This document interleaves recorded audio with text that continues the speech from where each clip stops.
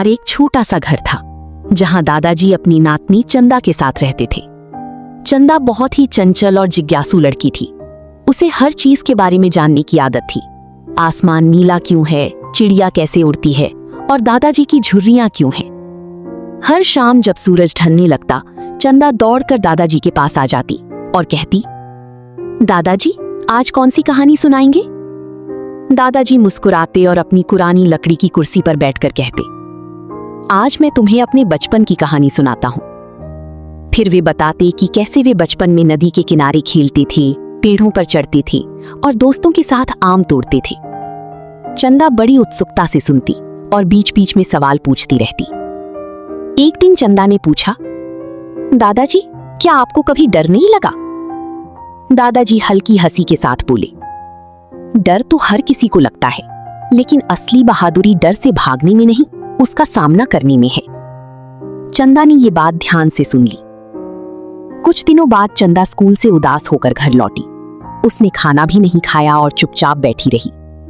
दादाजी ने ये देखा और उसके पास जाकर प्यार से पूछा, क्या हुआ मेरी चंदा को? चंदा की आंखों में आंसू आ गए। मेरी सबसे अच्छी दोस्त मुझसे नाराज हो गई है, अब वो मुझसे बात नहीं करती। दादाजी ने धीरे से उसका सिर सहलाया और बोले, जब रिश्तों में दूरी आने लगे तो उसे खत्म करने की कोशिश करनी चाहिए। कभी कभी एक सॉरी बहुत बड़ी दूरी को मिटा देता है। अगले दिन चंदा ने हिम्मत जुटाई।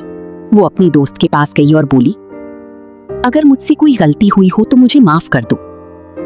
उसकी दोस्त मुस्कुराई और बोली, मुझे भी माफ कर दो, मैं भी नाराज हो गई थी। दोनों फिर से अच्छे दोस्त बन गए।